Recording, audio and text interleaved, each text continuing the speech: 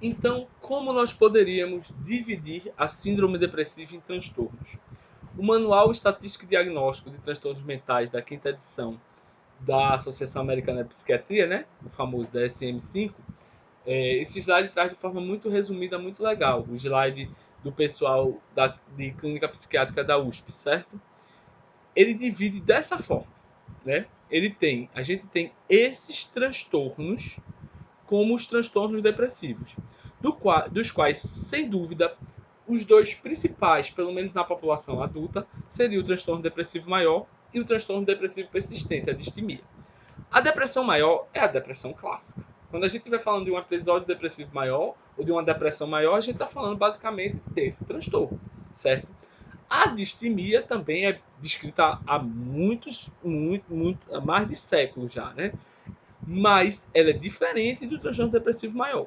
Enquanto no transtorno depressivo maior a gente vai ter aquela depressão clássica, aquele episódio depressivo clássico, inclusive na sua forma mais clássica, ele é cíclico, ele piora durante um tempo e depois de alguns meses pode melhorar e depois piora de novo e a chance de recorrer é muito alta.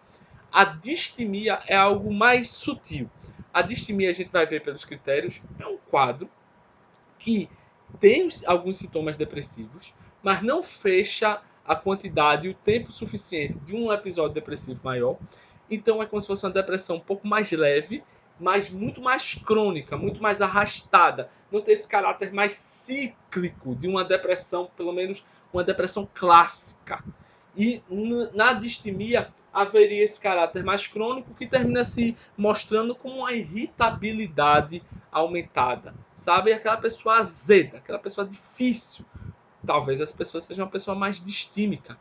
O transtorno disruptivo de desregulação de humor é um transtorno novo, inclusive, e que tem a ver muito mais com a psiquiatria da infância, então eu não vou muito me aventurar a dizer muita coisa sobre ele, tá certo? Mas é um transtorno de episódios de exclusão, etc. Pesquise sobre ele se você tiver interesse. O transtorno disfórico pré-menstrual é considerado um transtorno depressivo, onde a gente vai ter os sintomas de alteração do humor para o polo depressivo de maneira forte, mas extremamente relacionada, completamente relacionada ao ciclo menstrual. Você vai me dizer assim, Pedro, mas isso não é TPM que toda pessoa pode ter? Então, não. Se a gente for avaliar pelo critério mesmo, não uma TPM normal, uma TPM leve, não se caracteriza como transtorno disfórico do pré-menstrual. É algo que realmente vai alterar a funcionalidade da pessoa. Eu já tive uma paciente, inclusive uma paciente que, se eu for sincero, no primeiro momento eu fiquei em dúvida se ela não teria inclusive um quadro bipolar, de tão grave que era o quadro dela, mas que ela mesma percebia essa relação com o ciclo menstrual. A gente fez o tratamento com o inibidor seletivo da recaptação de serotonina e ela melhorou completamente. Então, era um transtorno disfórico pré-menstrual, certo? As alterações de humor dela, do período menstrual, chegavam a ser um quadro que a gente entende como transtorno mental. A gente pode ter um transtorno depressivo induzido por substâncias, na verdade, a gente pode ter qualquer quadro da psiquiatria induzido por substância, qualquer quadro induzido por outra condição médica, e aqui são quando a gente não consegue fechar exatamente critério para esses outros transtornos, a gente pode especificar o que a gente não fechou ou até dizer que é inespecífico porque a gente não conseguiu ter os critérios suficientes. E aí o Dalgalarron ele traz essa divisão, que é uma divisão baseada no DSM e na CID.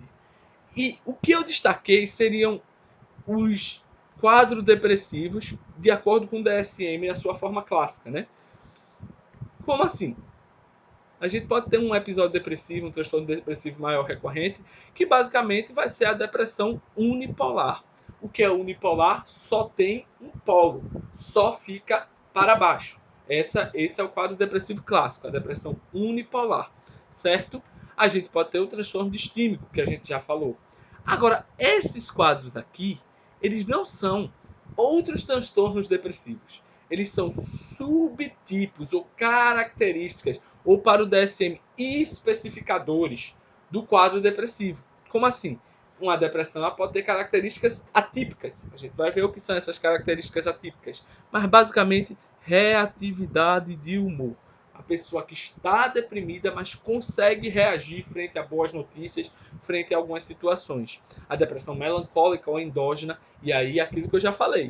O pessoal da fenomenologia mais hardcore vai ficar chateado com isso aqui, porque está usando melancolia num sentido que não é exatamente o sentido da fenomenologia, mas está lá no DSM. E o que é que o DSM quer dizer com isso? Ele quer dizer uma depressão do tipo mais perda de energia, mais sentimentos de culpa importantes. A depressão pode ter características psicóticas, já falamos, delírios, alucinações. A depressão pode ter uma alteração da psicomotricidade, que a gente pode dizer que seria um estupor depressivo, que seria a completa alteração no sentido de não reatividade, de paralisação, certo?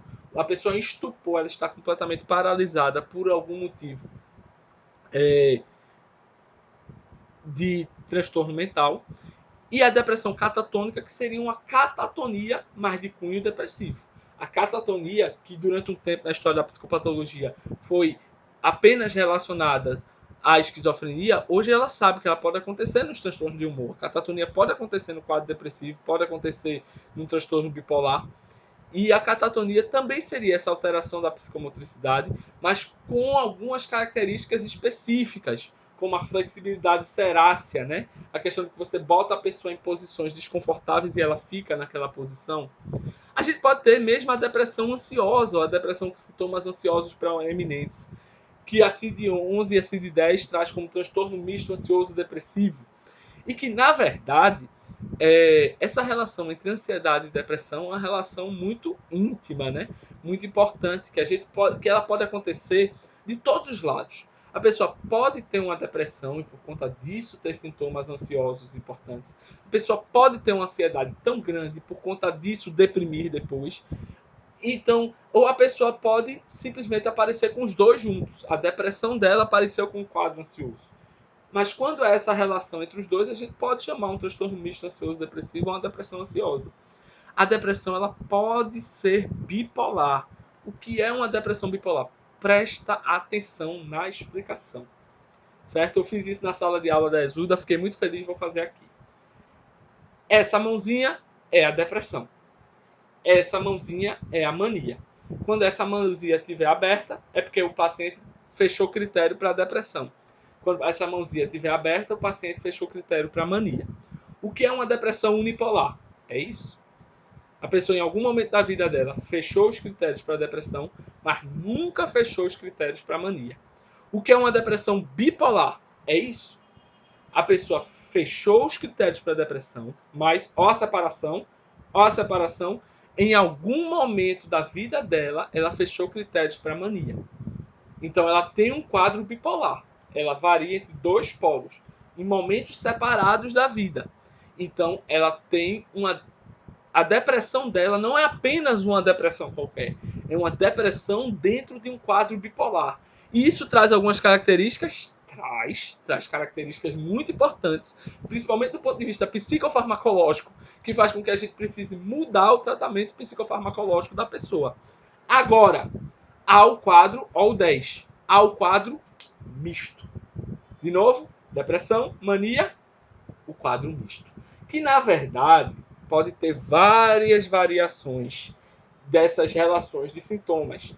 Mas a ideia do quadro misto é exatamente essa que eu estou fazendo aqui com vocês. Ou seja, não são momentos separados da vida, é no mesmo momento. Se no mesmo momento a pessoa tiver, para o DSM, um quadro pleno de depressão e pelo menos 3 sintomas de mania, a pessoa está no quadro misto. A depressão dela tem características naquele momento do polo oposto. E aí, Pedro, e aí que isso é uma confusão psicopatológica e de classificação, e o DSM-4 é um pouco diferente do DSM-5, e a gente fala um pouco mais sobre isso, mas a ideia é que é ao mesmo tempo.